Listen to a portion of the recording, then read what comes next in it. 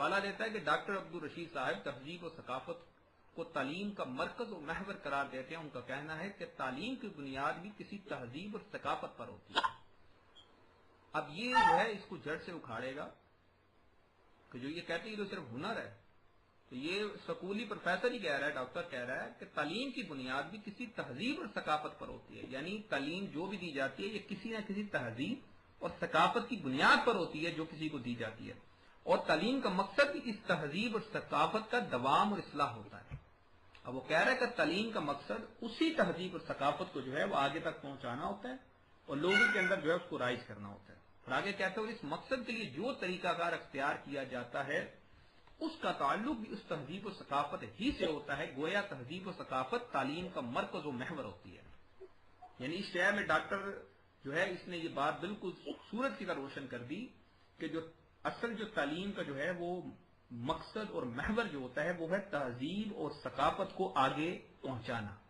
اسی وجہ سے آپ دیکھتے ہو کہ جو یہ سکولی تعلیم عام ہوئی، انگریزی تہذیب اور ثقافت آتی گئی. اس کو ہر مسلمان، ہر جس کی آنکھیں کھلی ہیں وہ دیکھ سکتا ہے. انگریزی تہذیب اور ثقافت آتی گئی، اسلامی تہذیب اور ثقافت جو ہے پیچھے ہٹتی گئی.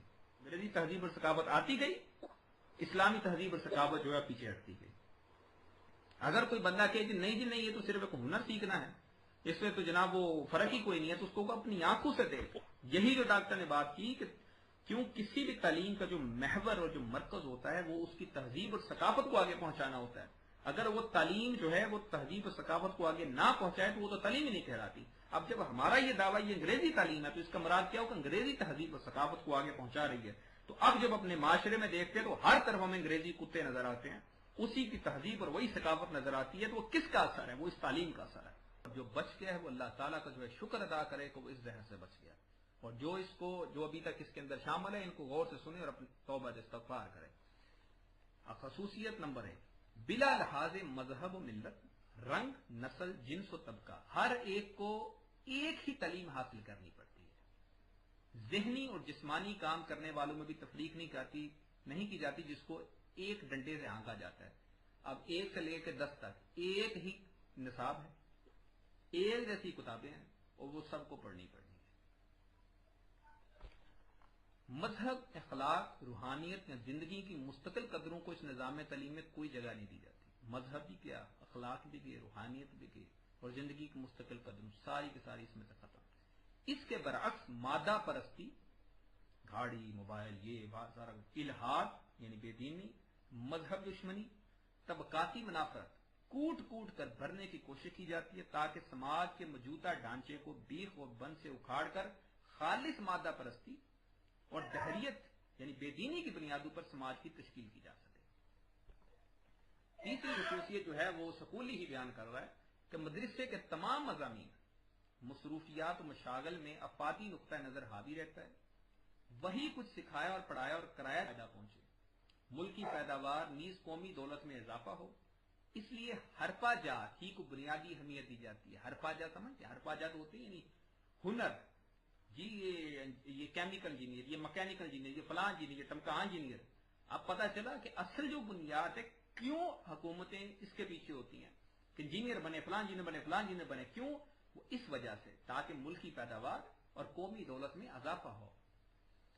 مدارس مقامی صنعتوں سے مربوط کر دیے جاتے ہیں اور طلباء کو فارموں یا کارخانوں وغیرہ میں عملی تعلیم حاصل کرنی ہوتی ہے، جس کو یہ کہتے ہیں جناب ہم نے جو ہے وہ اب جو ہے وہ انٹرنشپ کرنی ہے. انٹرنشپ کرنے جا رہے ہیں، فلاں کمپنی میں تعلیم حاصل کر لی ہے، اب انٹرنشپ کے لیے جا رہے ہیں فلاں کارخانے، فلاں فیکٹری، فلاں ایجنسی، فلاں ڈپارٹمنٹ، فلاں ادارے کے اندر.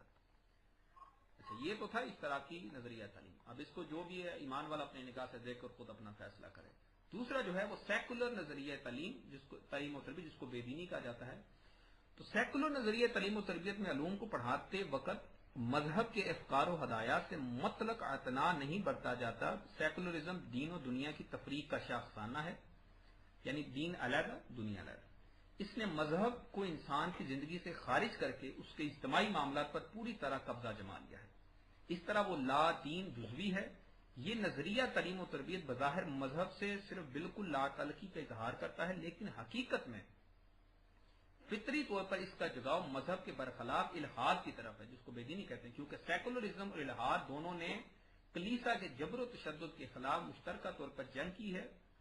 یورپ نے علوم جدیدہ کی تعلیم کے لیے سیکولر طریقہ اس لیے اپنایا تھا کہ مسیحیت نے ان علوم کی مخالفت کی تھی اور کلیسا کے جبر و استبداد نے ان علوم کا گلا گھونٹ رکھا تھا۔ اب کتنی بڑی بات میں کر دی کہ یہاں تک کہ جو عیسائی کلیسا والے ہیں، جو عیسائی مذہبی لوگ ہیں، انہوں نے بھی ان علوم جدیدہ وغیرہ کی مخالفت کی تھی اور اس سیکولر طریقہ پھر جا کے انہوں نے انگریزوں نے اور یہ سارے یہود و نصارہ جو بھی یہ دنیا پرست تھے، انہوں نے جب یہ دیکھا کہ جو ہے وہ یہ تو جو ہمارا جو کلیسا ہے یا ہمارے چرچ ہیں، یہ تو آگے چلنے نہیں دیں گے ہمارے نظام کو اور ہمارے علوم جدیدہ کو، تو انہوں نے پھر سیکولر طریقہ اپنایا۔ اب تیسرا جو جمہوری نظریہ تعلیم و تربیت، اس نظریہ میں افراد کی آزادی پر یقین رکھا جاتا ہے، تمام شہریوں کو برابر سمجھا جاتا ہے، ہر ایک کو آگے بڑھنے کے مواقع حاصل ہوتے ہیں، تعلیمی تبدیلی پر یقین رکھا جاتا ہے۔ اس میں ابتدائی تعلیم عمومی اور لازمی ہوتی ہے، جیسے آپ دیکھ رہے ہیں 8 تک جی نہیں پڑھیں گے تو لائسنس نہیں بنے گا، فلاں نہیں ہوگا، یہ نہیں ہوگا، وہ نہیں ہوگا۔ معلم اور متعلم یعنی پڑھانے والا اور پڑھنے والا دونوں کی آزادی کا احترام کیا جاتا ہے۔ تعلیم کے نظام میں مرکز کم سے کم مداخلت کرتا ہے۔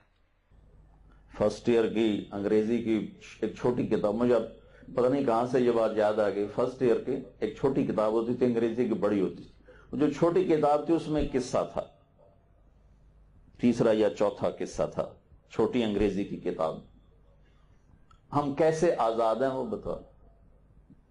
ایک شہری کتا جنگل کی سیر کو جایا کرتا تھا،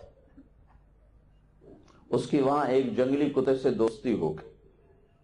شہری کتا بڑا موٹا، جنگلی کتے کی پسلیاں بھی گنی جائیں، تو ایک دن وہ جنگلی کتا کہنے لگا، بھائی تو کیا کھاتا ہے؟ انہوں نے کہا میں گوشت کھاتا ہوں، انڈے کھاتا ہوں، پراٹھے کھاتا ہوں، دودھ پیتا ہوں۔ انہوں نے کہا یار میں تو بھوک سے مر گیا ہوں، مجھے تو خشک ہڈی بھی نہیں ملتی، مجھے بھی لے چل کچھ کھلا، شاید میں بھی موٹا ہو جاؤں، کوئی میرے اوپر بھی روپ آ جائے۔ انہوں نے کہا چلو تمہیں بھی کھلاتا۔ تو جنگلی کتے کو لے کر لاہوری کتا لاہور کی طرف چل پڑا۔ جب وہ جنگل سے نکلے تو تھوڑی روشنی ہوئی تو اس نے شہری کتے کے گلے میں پٹا دیکھا، تو وہ آزاد منش فطرت کے مناظر کی کرتے نگہبانی، یا بندہ صحرائی یا مرد کوہستان، وہ فریب خورد شاہی جو پلا ہو کرگسوں میں، اسے کیا خبر کہ کیا ہے رہو رسم شاہ بس۔ اس نے پٹا دیکھا تو وہ کھڑا ہو گیا، کہ بھائی یہ کیا ہے؟ کہ یہ نوکری غلامی کا پٹا ہے، غلامی کی نشانی۔ کہ غلامی کیا ہوتی ہے؟ کہ میں ایک گھر میں نوکر ہوں، ملازم، ان کا پہرا دیتا ہوں، تو وہ مجھے باندھ کے رکھتے ہیں، پھر تھوڑی دیر کے مجھے چھوڑتے ہیں تاکہ میرے ذرا قدم کھل جائیں، مجھے باندھ کے رکھتے ہیں، میں ان کی راکھی کرتا ہوں، جس کے بدلے میں پھر وہ مجھے گوشت کھلاتے ہیں، دودھ پلاتے ہیں، پراٹھے کھلاتے ہیں۔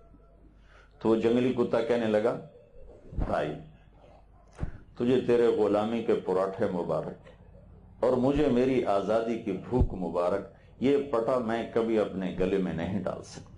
آج ہم نے انڈے پراٹھے کو آزادی سمجھا ہے، بڑی بڑی گاڑیوں کو آزادی سمجھا ہے، بڑی بڑی تجارت کو آزادی سمجھا ہے، حالانکہ توق در توق پٹے ہمیں پڑے ہوئے۔ ہماری نسل کو علم کا ذوق ہی کھڑی، صرف پیسے کا ذوق ہے کہ پیسہ آنا چاہیے، اس لیے پڑھ رہے ہیں کہ پیسہ آئے۔ کسی قوم کو زوال جب آتا ہے باہر سے نہیں آتا، اندر سے آتا۔